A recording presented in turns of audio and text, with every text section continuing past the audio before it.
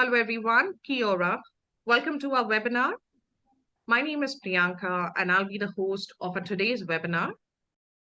Today in a webinar, we are going to talk about the New Zealand Skilled Residence Pathway, the changes to the SMC policy. I'll just quickly give you a brief about our company, Immigration Advisors New Zealand Limited. We have a team of licensed immigration advisors who are experienced in advising on all the immigration matters. So we have our head office, which is based in Auckland, New Zealand, and we have a team of 44 people, which are spread across 8 countries. Right from New Zealand, we have people based also in India, Nepal, Sri Lanka, Bangladesh, Philippines, Saudi Arabia, and Latin America. So in today's webinar, we will be presented by our Senior Licensed Immigration Advisor, Ms. Vandana Rai. And just to talk about a little bit of Ms. Vandana Rai, she's also been a migrant, a natural fit for this position due to her nurturing and caring personality. She had been a school counselor from 1996 to 2006, nearly for 10 years, and since beginning of her career, she has counted herself among the fortunate few who can easily put themselves in the client's shoes. And she normally empathizes with their concerns and offer advice based on their extensive experience and training. She is currently the member of the board of the New Zealand Association of Migration and Investment and has been a member of the Immigration Advisors Authority referral group for 2016. And joining her, we have another licensed immigration advisor, Tanua Mazumdar Bose, who is also another licensed advisor who has worked in this field of New Zealand immigration for nearly 24 years. Prior to becoming a licensed immigration advisor, she has worked as an immigration manager with Immigration New Zealand, and she's one of the few people who has worked on both sides of the immigration spectrum. So with this, now I will pass it on to Ms. Vandana Rai. So ma'am, Thank you so much, Priyanka. Thank you so much. So the scope of today's webinar is the new skilled migrant category residence policy. This comes into effect from the 9th of October 2023, and we will cover in this webinar today what are the changes to this policy, what are the effects to these changes, and for the migrants, what are the opportunities and what are the challenges that this new policy brings in. So to begin with, it's how different is this new policy from the old one that we had? For a lot of you who for whom immigration to New Zealand probably would be a new concept, I'll give you a brief. So the previous policy that we had before the COVID hit and before it closed until recently, what was a different point-based system.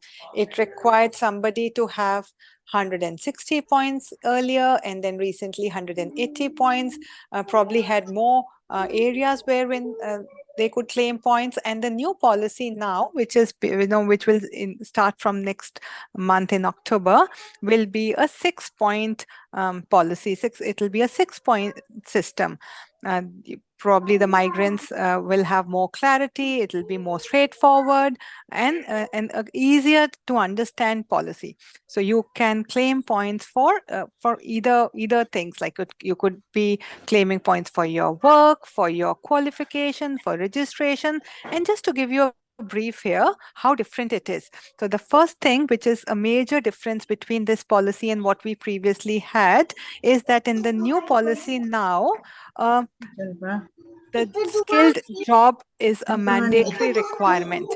Earlier, one could get the residence or still be eligible without the a job offer, but in this new policy a job offer becomes a mandatory requirement. best thing, no cap on the numbers. Immigration has given a very clear guidelines on the processing time frames. Most of the applications they have conveyed would be processed within 4 weeks, 6 weeks, as soon as this could be allocated, and that's the best thing about the policy as well. Another good thing is that if the SMC is under process, there is a new interim visa which would be issued, which will help these migrants maintain their lawful status if they are in New Zealand. So a lot of benefits, and the aim for today's webinar was to give you a clarity on what are the other things that needed, if you will be eligible or no, if you'll not be eligible. So here we go.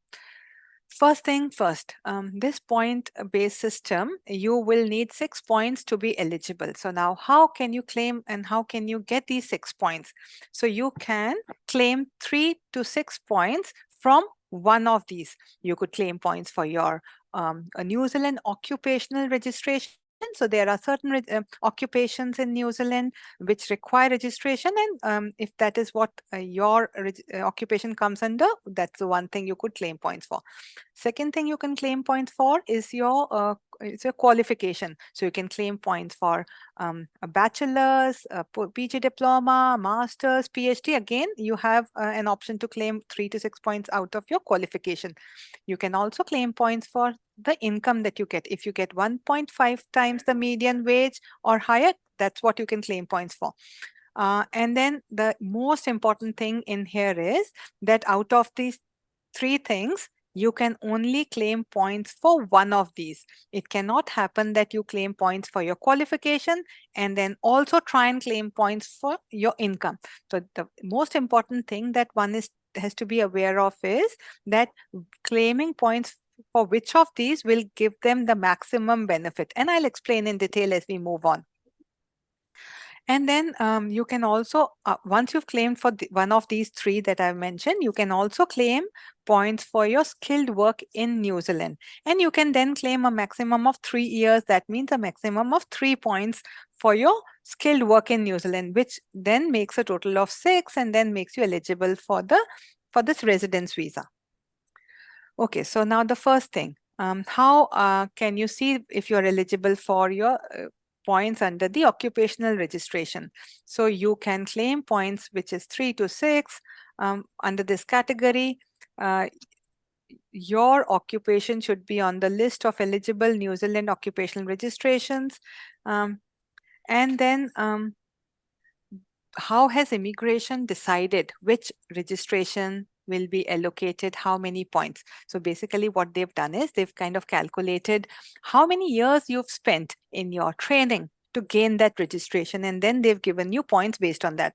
So if you had 6 years of training plus a study plus your work experience and things like that, you get 6 points. So there is a format, and you could be aware of, like if I say I'm a licensed immigration advisor. So the licensed immigration advisor, that's a registered profession.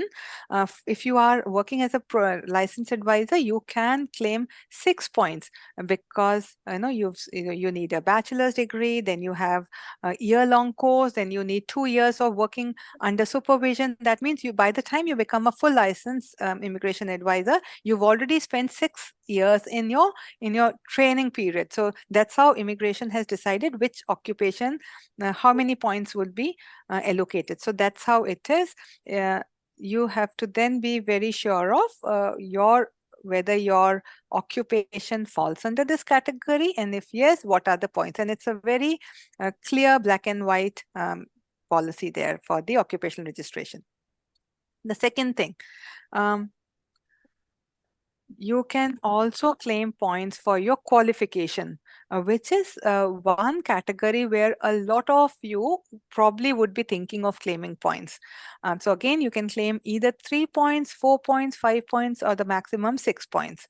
And then if I give you an example, your bachelor's or a PG diploma, PG certificate gives you a 3 point.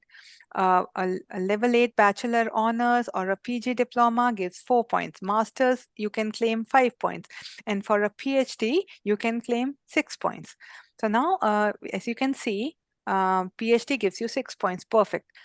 There are certain requirements. Otherwise, still apart from the 6 points, a mandatory work in New Zealand, which I'll explain as I move on. But one of the most commonly asked question here is, if I am qualified overseas, can I also claim points for my overseas qualification? So just wanted to make it very clear here that overseas qualification, you can also claim points for overseas qualifications, but you need to make sure that your qualifications are either exempt from assessment or you have got your overseas qualification assessed by NZQA. So for the NZQA assessment, the International Qualification Assessment IQA is what is is a requirement. So suppose you've done a master's overseas, then you have to submit an IQA with the New Zealand Qualification Authority, and if the assessment confirms that your master's is considered equivalent to a level 9 qualification here in New Zealand, bang on, you can go and then claim points. So you can just not claim, just there is a process involved in if you have an overseas qualification before you can actually be very sure of. Okay, and then you can also claim points for your income. You can claim points for income again between 3 to 6 points. And then if you are getting paid 1.5 times the median wage rate, you can probably claim 3 points. So the median wage rate currently is 29.66, and 1.5 times the median comes to 44.49 New Zealand dollars an hour. So if this is what is your job offer, probably you can claim points, 3 points. Again, similarly, if you get paid 2 times the median wage rate, which is New Zealand dollars 59.32 an hour, you can claim 4 points, and 3 times the median wage rate qualifies you to claim 6 points. Yeah, so that is what it is. And as I told you previously, you can only claim points for one of these 3 categories, either your qualification or your occupational registration or your income. So then if you decide, okay, this is what is giving me most number of points, and then you move on to the New Zealand skilled work experience points to make a total of 6. What are the key factors that you should be aware of when claiming points for the skilled work experience in New Zealand? So 1 year gives you 1 point. So 1 year of skilled work experience in New Zealand gives you 1 point. And you can then have a maximum of 3 points. That means you can claim points for 3 years of the skilled work experience. The skilled work experience should be in an ANZ score 1 to 3, and then paid a median wage rate. If your role is in ANZ score 4 or 5, then you need to be paid 1.5 times the median wage rate. There are more details on, and you may have a lot of questions on what is ANZ score 1 to 3, which are those roles. So probably if we interact, because that will involve a lot of individual assessment, and we could provide more clarity one-to-one on this. Another thing that one has to be very mindful of is for New Zealand, a skilled work experience must be full-time. That means you are offered a full-time role, or you have the work experience of full-time work, minimum of 30 hours a week. So that's considered as full-time. Again, if you have worked 36 months during the 60 months before you apply, you can claim 3 points. If you have 24 months during the last 48 months before you apply, you can claim 2 points. And if you have 12 months of work experience during the last 24 months, you can claim 1 point. The work experience points, how many work experience points would you need, would depend on how many points you are falling short of to reach the 6-point threshold that immigration has. And then even if you have 6 points, suppose you have a PhD and you have 6 points, you still need a skilled employment in New Zealand. This is one important change which is this new policy has brought about. So you must have a skilled job or a job offer, and that skilled job should be with an accredited employer in New Zealand, and then you are eligible to apply. That is one major thing, and or probably one thing which which gets the migrant think a lot. So can I get a job? What if I cannot get a job? And what are my options if I have 6 points based on my qualification or whatever, but I don't get a job, then what? So probably we'll touch base on that as we move on. But for you, what is a skilled job that is a mandatory requirement is, again, should be at least 30 hours a week, should be in ANSCO 1 to 3, and paid at or above the median wage, or if it is in ANSCO 4 or 5, should be paid at least 1.5 times the median wage. On a permanent contract or a fixed term contract of at least 12 months. This is what is the requirement for the skilled employment in New Zealand. So what are the other requirements? Few requirements have not changed, and they are the same as they were with the last residence instructions. So age again remains the same. And the last age is 50, you should be 55 or under. That means you can apply for this residence before your 56th birthday, before you could still be eligible. Now the very good thing about this new policy is you do not lose anything as you grow old. So earlier policy, the younger you were, more points you could claim, and as you grew old, your points that you could claim for your age were reduced. And we're really happy that this new policy does not adversely impact people who have who are in the higher age bracket, and as a result are more experienced. So definitely, that's good. If you have more experience, New Zealand definitely will benefit from those experience. So good thing. Um, 55 or under is what the age limit is, and that remains. English language ability again remains the same. IELTS, academic or general, both accepted. Overall score of 6.5 or equivalent score in the alternate test is what it's a mandatory requirement for this residence policy as well. And the health and character requirements again remain unchanged. So that is what you need to be mindful of. And then we get this question quite often: how do we prepare ourselves? Because the policy hasn't started yet. This will start from 9th October. So is there anything that the migrants can do now just to be very sure that they are eligible, or to do the assessment, or maybe see what are the alternate options? How do they prepare themselves? First thing, I would say make sure that you have your qualifications assessed by NZQA if you are qualified overseas. So if you have an overseas qualification that needs assessment, please make sure that you get the assessment done while on time, because NZQA, which is the New Zealand Qualification Authority, the assessments are taking way long. So there's a bit of a queue there. The sooner you start, the better it is. And the second thing is you have to be very sure. It's not confirmed that every master's, let's say for that example, every master's overseas will be assessed at level 9. We've seen instances where masters have been assessed even at level 8. So you cannot plan thinking that your masters will give you 5 points. What if it gets assessed at level 8 and then you only get 4 points? So then first thing, must initiate your NZQ assessment.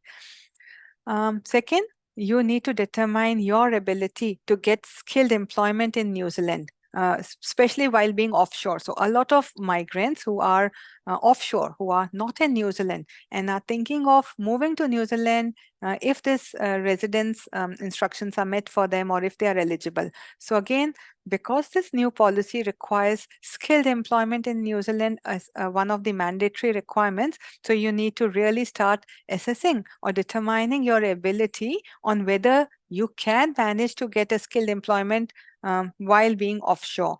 For few occupations, probably a bit easier, but not for all. So again, realistically determine that. Second, again, determine if your skilled employment or your skilled work experience meet the skill level and the income threshold in New Zealand. So I'll give you an example. What if somebody is working in New Zealand for a year after finishing masters, and they are very confident that, hey, I've got masters, gives me 5 points, and I've got 1 year experience, which gives me 1 point, and I plan to apply this visa as soon as it opens.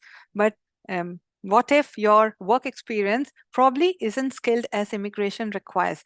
Maybe the ANSCO that was submitted with your work visa, accredited employer work visa, was a different ANSCO, was a ANSCO skill level 4 or 5, and you are not paid at median wage 1.5 times the median, or probably you're not getting the median wage rate. You are, you're getting few jobs, but you are paid below the median wage rate. So you have to be very sure of these intricate requirements, just to be just to ensure that you don't miss out on it, or do not realize that you're not meeting the requirement in the end, whereas if you had assessed well in time, you still had time to correct and align with the new requirements.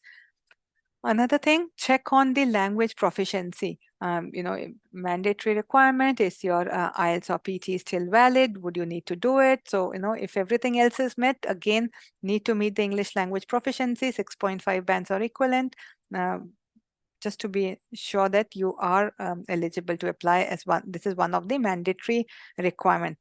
What if you're not there yet? What if you're trying, but you're not getting those 6 points? What is your backup plan? What is your plan B? That is something you have to think of realistically. If you're planning to probably relocate, or if you want to relocate, or if you want to have your options of relocating to New Zealand. And I would also give a clarity on here is what could that backup plan be? Okay, so one plan B that I would definitely like to explain here is your option to study and then meet your eligibility for the residence visa. How does it work? I'll give you an example. Somebody who is overseas with let's say a PhD, or let's say a master's, is desperately trying to find a job here in New Zealand, but either not getting a job, or not getting a job which offers a median wage rate, or has been consistently trying for a long but not working out. So then you definitely need to have time for yourself. Okay, I'll try for 2 months, 5 weeks, 3 months, 6 months, whatever that be in your plan. And if I don't get a job by that, then probably work on the alternate option. And if I give you that alternate option of a student visa, I'll just explain how it probably may work for you and your family. um, One of, if you suppose you are single, or you are in partnership, and if you come to study here in New Zealand, let me give an example. You plan to do a master's here in New Zealand. So this master's will give you 5 points, and after you finish this master's, you will get a 3-year post-study work visa, which will be given to you because you've done a master's here in New Zealand, and that is what the policy allows you. Now, in that 3-year post-study work visa, or even while you are studying, if you get into a skilled employment while working in line with what your student visa allows you, or working while you get a post-study work visa, you can then accumulate your one remaining point of your skilled work experience to reach the 6 points. That is what one option could be. For those who are in partnership, for those who are married, there could be additional ways or options available even in the student space. I'll give you example. So suppose we have a family there who's thinking of relocating, not meeting 6 points while trying from offshore. One of the partner decides to study a master's. The other partner has the option to then apply for a partnership based work visa. So then let's say husband studies, wife gets a partnership based work visa, same duration. And if you have kids can also be eligible to apply for a domestic fee paying student visa. That means the kids can come to New Zealand and study for free while the family is here. Moved earlier on a student visa. Then what are the different paths which are going towards the residence visa? First path, let's say the student visa holder finishes the study, gets the gets 1 year work experience, accumulates 6 points, and applies for the visa. Second option, let's presume that the wife is also a master's back home. Now, if the wife manages to get a uh, skilled job offer, skilled work experience in New Zealand, then she can also become eligible for the residence visa as soon as she can accumulate those 6 points, and then can become the main applicant for residence visa, and the partner could then be included in that application. So again, two ways, two paths going towards residence. Whoever manages to find a skilled employment first, whoever manages to get to the 6 points first becomes the main applicant for the residence visa. Perfect. And it gives time for the family to see if they like the country, gives time for the kids to see if they're enjoying, and the progression could be, in a very planned manner in that sense as well. Good thing, can include the family in the residence in one application. Another good thing is that skilled work experience points that you have to claim, that could be claimed while holding any one of these visas. So suppose you are doing a master's by research, which gives you full-time work rights, then whatever work you are doing while even holding a student visa, you can claim points for that work experience as well if they are meeting the skilled work experience requirement. Your partner is on a partnership-based work visa, again, if doing the work experience, can claim points for that. Post-study work visa, or if you in the process come on an accredited employer work visa, again, you can claim points for the work that you've done holding any one of these visas. So again, if you need more clarification in on this pathway, we would definitely be happy to give you more options in here. Okay.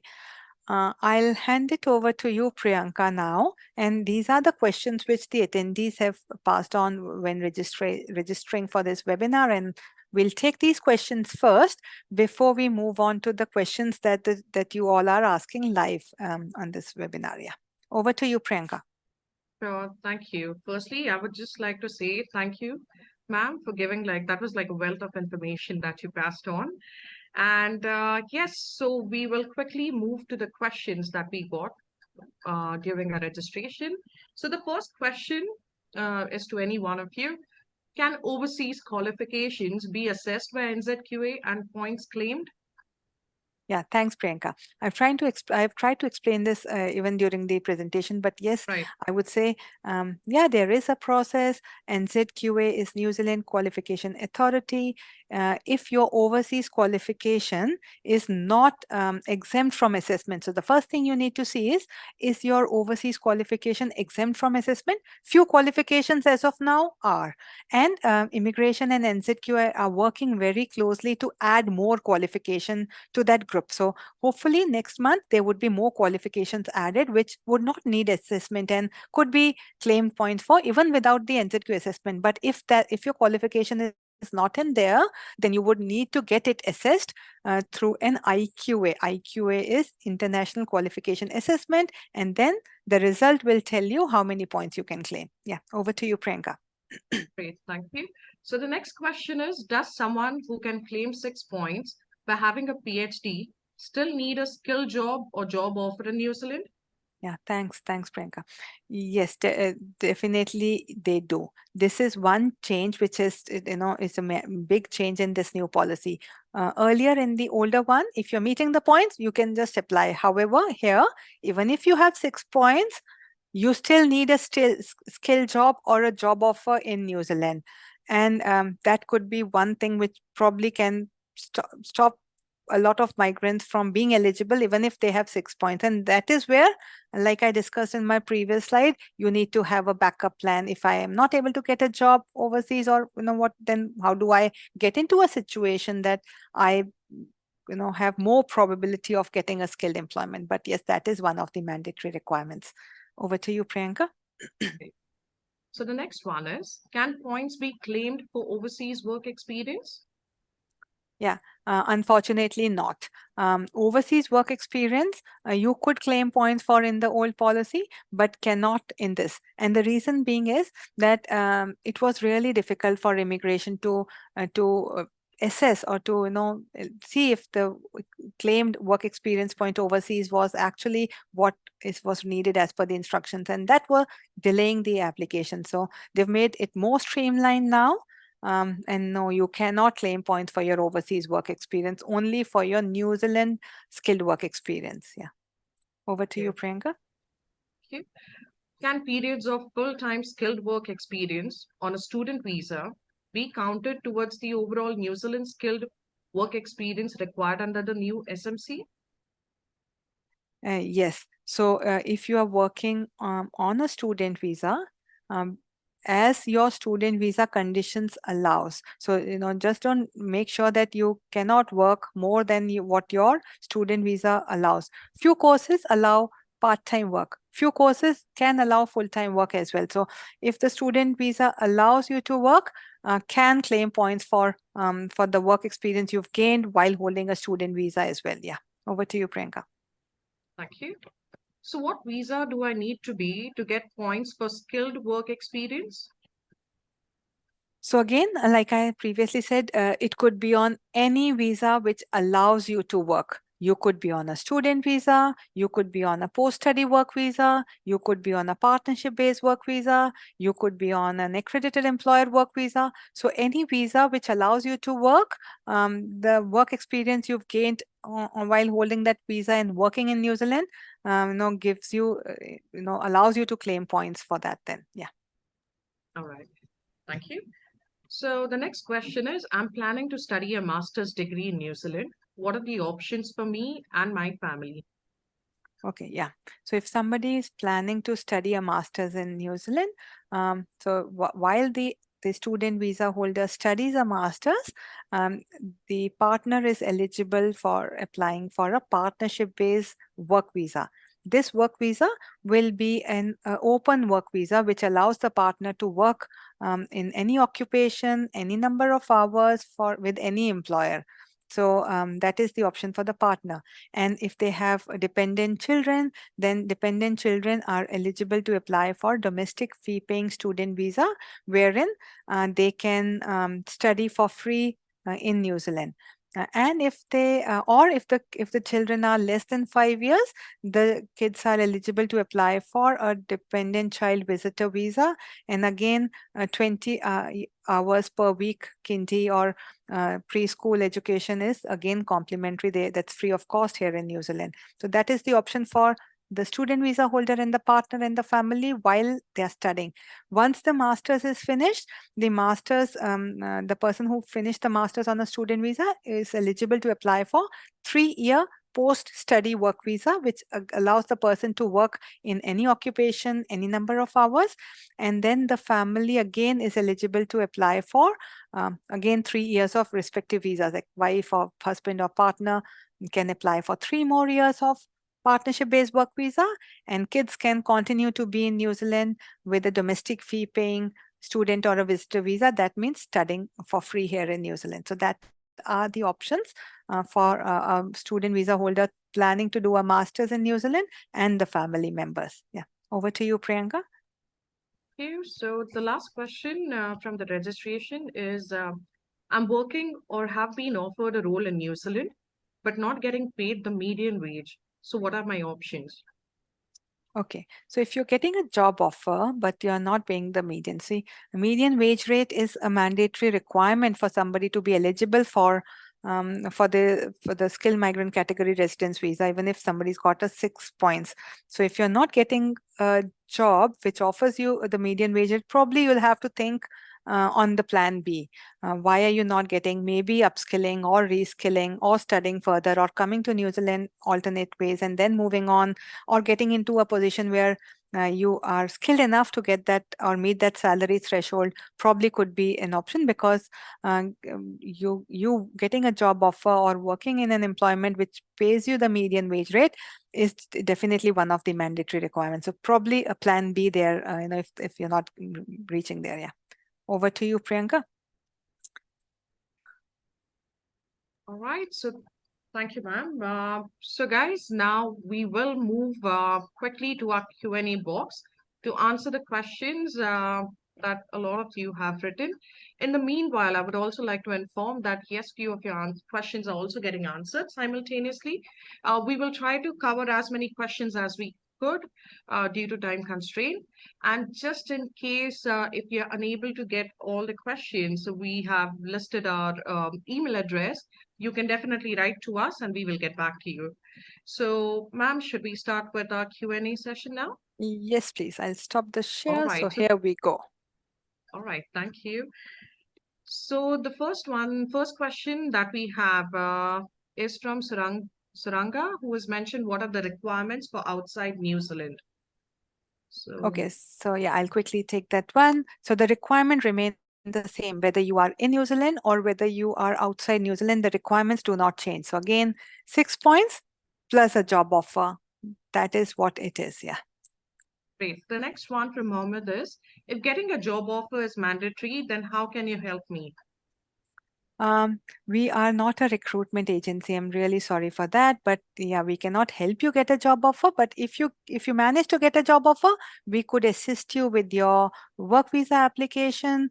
And if you are unable to get a job offer, and if you want to see if there's any alternate way coming to New Zealand, maybe on a student visa, again, we can definitely help you with providing you with the options on what you can study, where you can study, what are the providers. We are, we represent almost all of the universities in New Zealand, almost all of the providers here, and whatever. Leaving not just a few. If you need those options on your upskilling or alternate paths, again we can help you in that as well. Sure. So the next one that we have is from Maria. Is this applicable to offshore aspiring application? So yes, Yes, that's what it ma'am. is. The rules remain the same for both onshore and offshore. Yeah. Right. The next one is from Fazleen, who says, so this category, is it for the people inside the New Zealand? So I think she just answered stating like it is even for the people outside New Zealand. And the next question that he states is also, what are the job roles available? I'm sorry, I lost Oh, that question. We'll move to the next one. So the next question is from Pradeep about caregiver. Do we need a long experience? And what are the qualification requirements or IELTS or PT requirement? I think this is a very specific profile. okay, so yeah, Uh, we'll Pradeep, we'll cover your set of pathway to residence in our next webinar. So probably work to residence is what you're wanting to know, because caregivers are not, level 4 salary is less than the median currently, so probably will not meet the 6 points threshold. Stay in touch, and our next webinar, probably the one after the next one that's scheduled, we would cover skilled workforce, care workforce, work to residence as well. all right. So moving to the next question, it's from Anonymous. If our qualifications are an English medium, do we have to do IELTS or PT again? So yes. Yes. So equivalent of 6.5 bands in IELTS or a PT is a mandatory requirement, even if you have studied in English medium, leaving aside few of the citizens. If you are a citizen of Australia, UK, so there are few nationalities, which could be exempt. But other than that, if you're not falling under one of those exemptions, medium of instruction in isolation is not an exempt area. Sure. So the next question that we have, is it true that the employer has to prove to the government that no Kiwi or Aussie available for the position?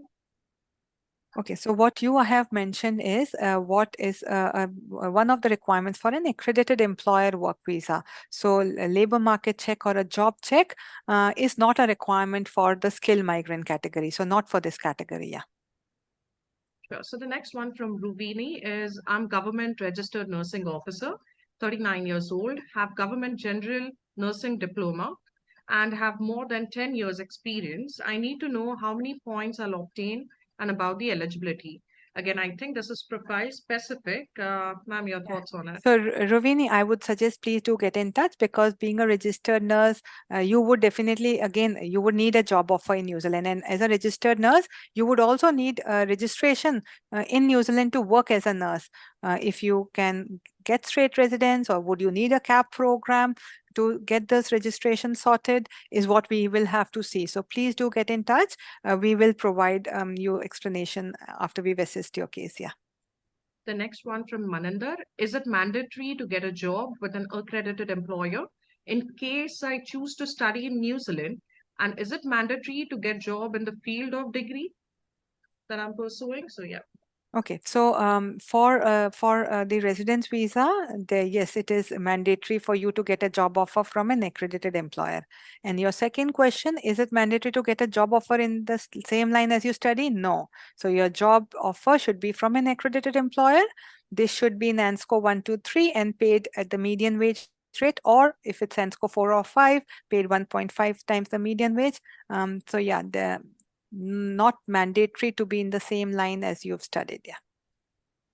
All right. So the next one is from Party Ben. Um, Good evening, ma'am. I am Party Ben. I am 24 years old.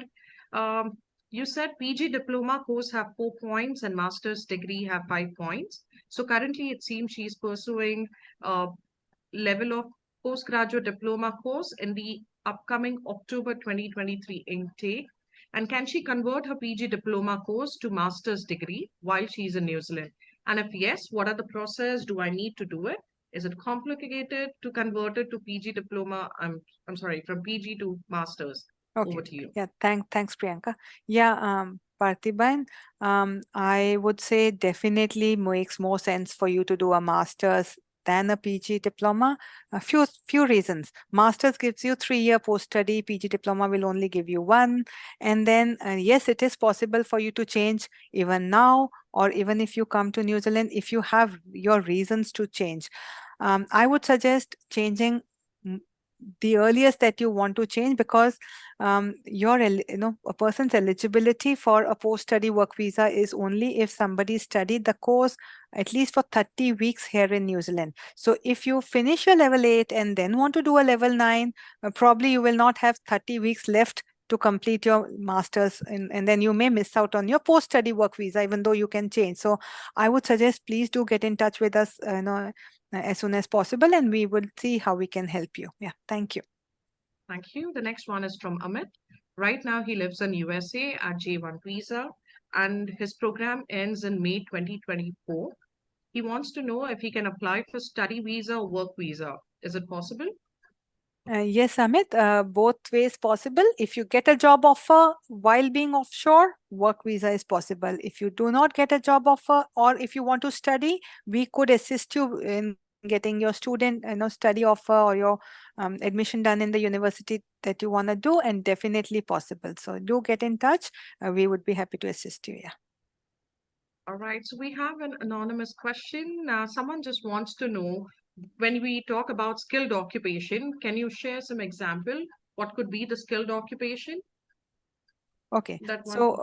so what immigration refers to as skilled occupation is the ANSCO, ANZ That's the list that they refer to. There are heaps and heaps of occupations, which are in skill level 1, 2, or 3. This could be managerial occupations. This could be a trade occupation. So I suggest that you type ANZ ANSCO skill level, and then see what are the skill level 1, 2, or 3 occupations. And yeah, thank you. Thank you.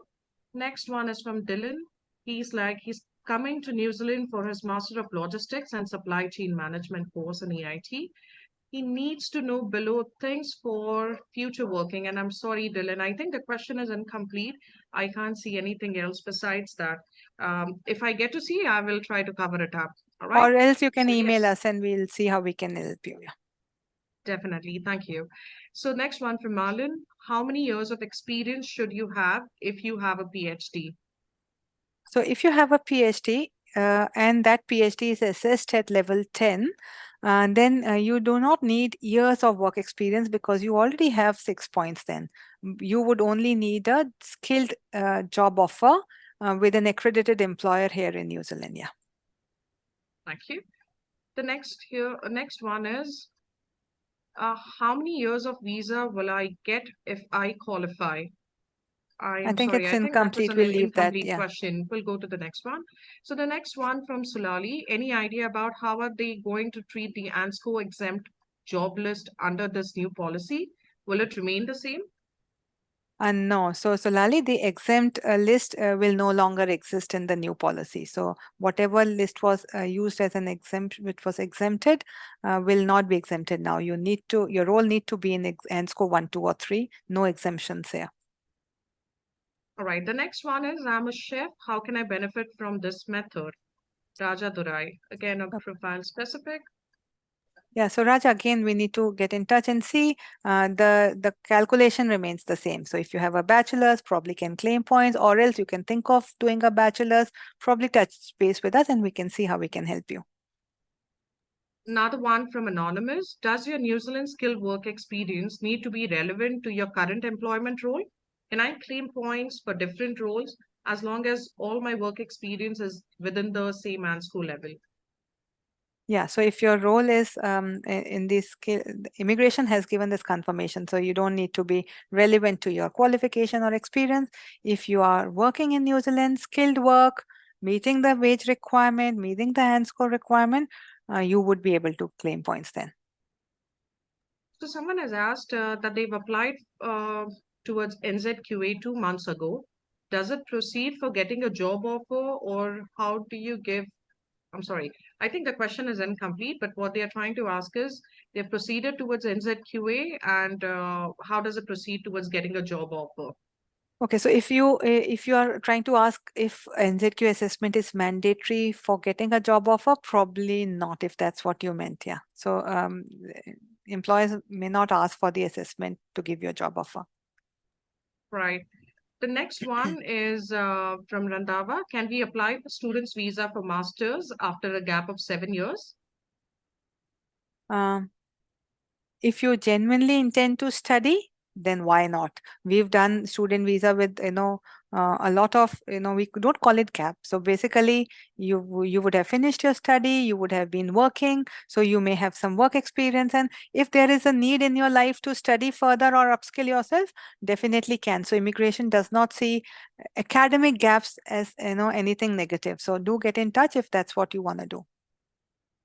So we've got Dylan again. I think I'm getting his questions in phases, so we'll try to answer accordingly. So the first one he's asking, what type of best job fields are easier to get PR, which is related to my master? So That's Dylan, again is yeah, very so we cannot basically really depends on your skill set. So yeah.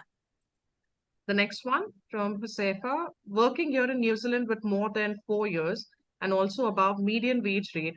Any possible way for me to apply for New Zealand residence before 9th October? Hi, Josepha. I would suggest you please do get in touch if you need the assessment. We would need to calculate your points before we could give a yes or a no there. The next one from Ranjan. If you have work experience during post-study work visa with different employer with similar kind of work, does that count? Yes, it does. So you could claim points um, for your work experience with different employers as well. So yeah, as long as it's meeting the skilled work experience requirement and score level and the salary, can. All right. The next one from Ranjan. Do I get post-study for second time if you're studying same course but higher level? Unfortunately, no, that policy has changed. Yeah. Right. Thank you. The next one. How long should the partners be married to apply for the work visa? So I would say please do get in touch. There is no mandatory requirement of XYZ months, but immigration should be satisfied that you are meeting the partnership instructions. Your partnership is long enough to be endured. You've been living in a genuine and stable relationship for a long enough period for them to be able to be sure of your relationship, that it's most likely to be endured. So if you want to apply for a partnership based work visa, I would say just please do get in touch so we can do your assessment. So we've got Dylan again. So the next question he's come up with, when I apply my PR after my master and 1 year work experience in New Zealand, how about my spouse English requirements? What is minimum PT requirement for spouse? Yeah, so there is a lower English requirement for partners. Five bands can or equivalent can work. If even if they do not have that much score, there is an option for partners to pre-purchase ESOL and then not take the test. So there are multiple options available there. Yeah. So we have Linus who has messaged, what if while on student visa, ages crosses 55? I think ma'am has covered this, but again, ma'am, if you would Yeah, like to so just yeah, 55 or under is the last age you could apply for your residence visa. and that is what the instructions allow you. So cannot apply for a residence visa after your 56th birthday. Thank you. The next one, a master's degree in applied business from Unitech for 13 to 18 months with 180 credits would qualify for 5 points. I plan to study from November 23 for 13 months. Is this correct? That Yeah, master's program will give you 5 points, but it's not mandatory that the master's has to be 180 points. So I cannot see your name, whoever you are, please do get in touch, because sometimes if you are eligible for a 120 credit master's, why not do it? Because it could be more cost effective. The duration could be less, the cost could be less. So credit is not a mandatory requirement for you to be able to claim 5 points. So do get in touch if you need our assistance there. All right, thank you. The next one from Priya. How to get teacher registration for overseas teacher if your assessed qualification does not meet the core knowledge requirement of NZQA or New Zealand initial teacher requirement, then what to do? So, Priya, probably studying a course which leads to teaching registration could be one of the requirements if you're not meeting, if your overseas qualification does not meet the requirement. Alternatively, there is a path of an alternate path where as an exemption you could be granted, but no point, because only getting the registration will not make you eligible for residence. You also need a job offer here. So I would say do get in touch and we could see if there is any way you could get the teacher's registration with your overseas qualification, or you may need to do a teacher's qualification here in New Zealand, whatever works in your interest. Yeah. All right. So the next one from Maria, any recommended university in Auckland accepting overseas or offshore students? Yeah, all universities except international students, Maria. Which one we would recommend again would depend on your area of specialization. Where do you want to what areas do you want to specialize in? So do get in touch, share with us your CV or your intended course details, and we could suggest the universities you could be eligible for. Right. The next one from an anonymous attendee, for a medical laboratory technologist, which is the best path, accredited employer or this? Again, So this is very, yeah, so I would say there's no best or no not best, because accredited employer work visa is a temporary visa, and what we've discussed is a residence path. So if you are eligible for a residence visa, why not apply? And if you need few years of work experience, then probably coming on an accredited employer work visa and then applying later for residence is what probably makes you eligible. Yeah, again, do get in touch if you need clarification. right. So, sorry, I would just like to interrupt and say, guys, due to time constraint, we will definitely not be able to cover all the questions because I see the list is increasing. So we will take the last 10 questions now. So the one which are not being repeated, I would just quickly go through them. And ma'am, if that's okay with you. Yeah, all good. All right, thank you. So the next question from Maninder is there any list where can I check which qualifications need assessment and which does not? Yes, there is a list on the immigration website and the instructions which will give you details of which universities, which courses are exempt from assessment. They are in the process of adding more qualifications to that list. So probably check again in October. There could be more qualifications added there. Yeah. The next one, part-time work while studying, will that count towards a work experience? Will that count for SMC points? So immigration has confirmed that work on a student visa will count. Whether they will proportionately calculate the part-time work to equivalent of full-time work is what we would need to see once we are closer to the lodgement date. But yes, full-time work definitely counts. In the previous policy, part-time work could have been proportionately calculated, and if that remains the same probably would apply here as well. Thank you. The next one. I have NZQA level 6 in engineering and have accredited visa. Can I apply residence visa?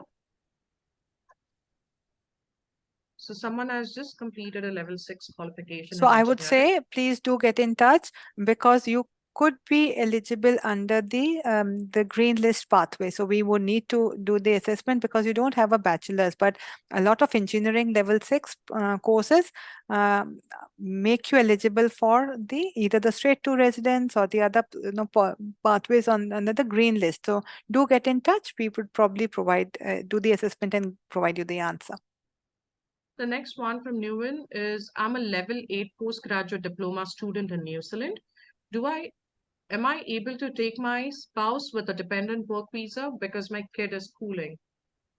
So Neovan, I don't know if your student agent was a licensed advisor and if you got that information.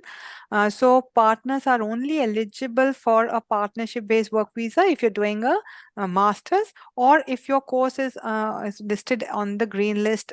So I don't know what postgraduate diploma it is. If that's not in the green list, and then and most of the and if it's not a master's, probably your partner may only be eligible for a visitor visa and not a work visa. So do get in touch if you need, share the offer letter or your visa copy and we'll let you know the eligibility. Thank you. Next one.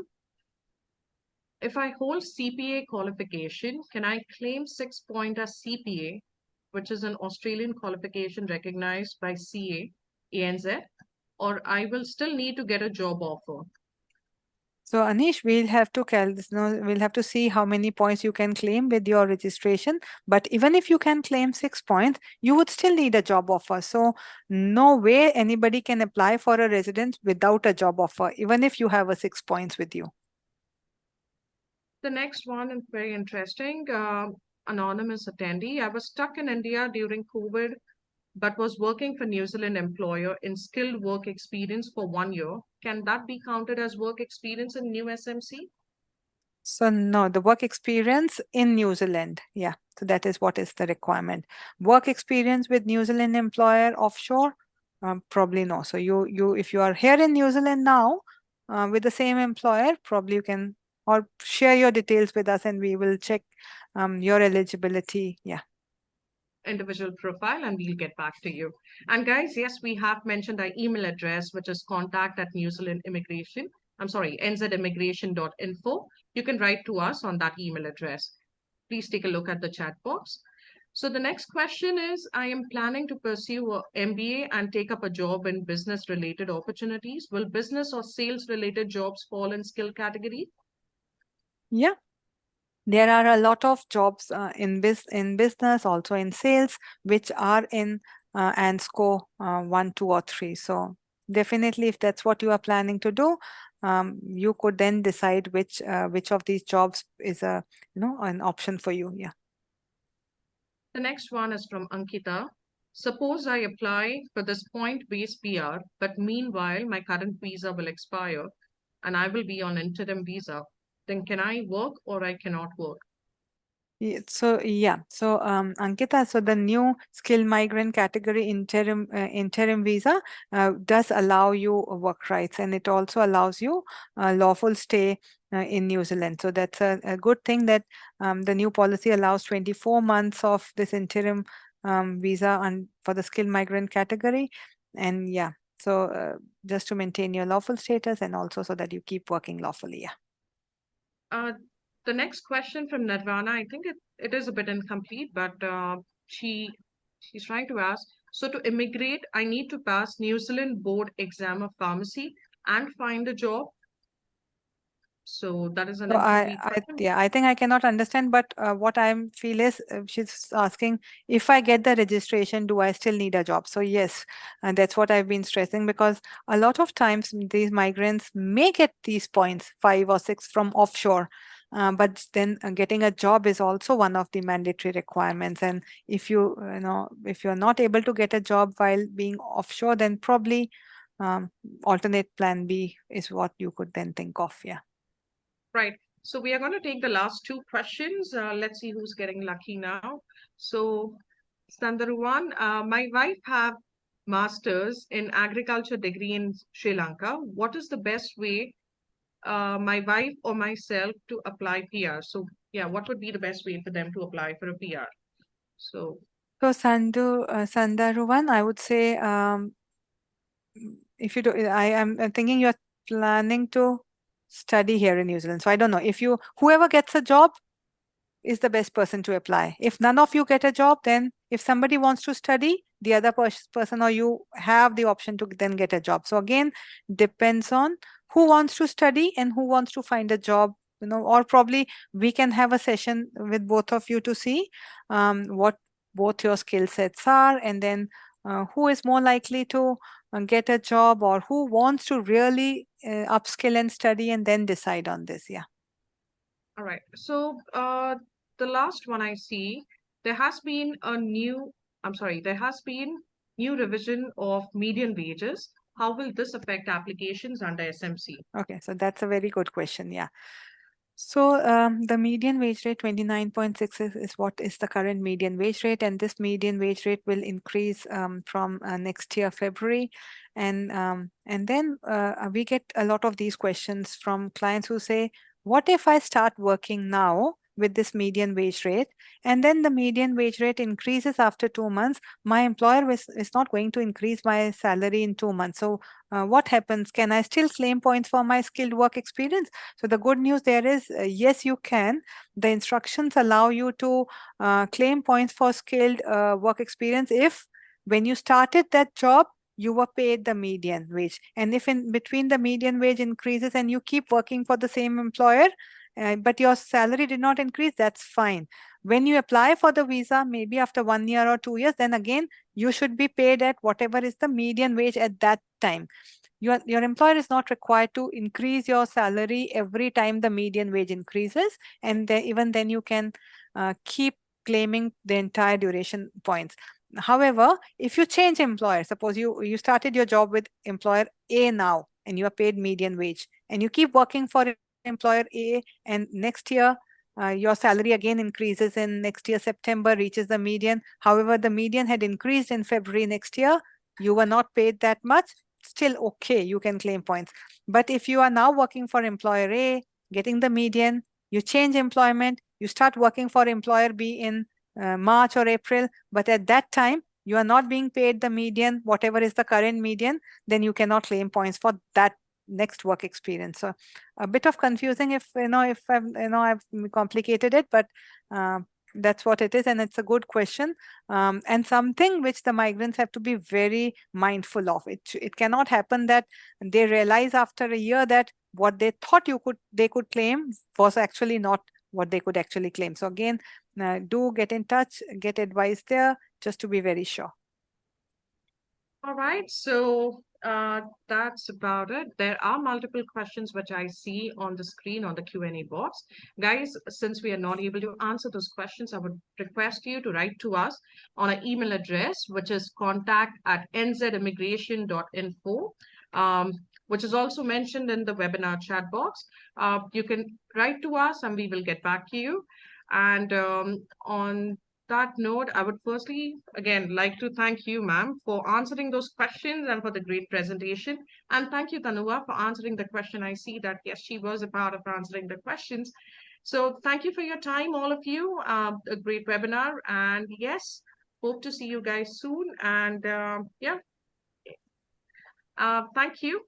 Thanks, Ma'am, do you thanks, want to share some Priyanka. Yeah, last few words? thank you, Priyanka, and thank you, Tanua. I could see you've answered a lot of questions there, Over 100 questions, yeah. and we still have over 100 questions left, but we'll make sure that we touch base with you and provide you answers there. Thank you, everyone, for being with us on this Friday evening. Have a nice weekend, and we'll love to see you here in New Zealand if that's what you are dreaming for. Thank you. We do have another licensed immigration advisor joined in as well, Mr. Himanshu Rai. Thank you. So would you like to add a few points towards the end? Yes, Priyanka, I would like to say that job offer is the most critical aspect of the entire scheme of things. So, the sooner you realize, the better it is. All the pathways that Vandana has talked about, job offer, like I said, is the critical component of them all. In the absence of that, work out your options, but the sooner you realize, the better it is that probably coming here to study in the absence of a job offer would be the best option available. Thank you so much. All right. Thank you, sir. Thank you for that input. So, yes, thank you, everyone. Have a great weekend. We'll see you later soon. Thank you. Goodbye.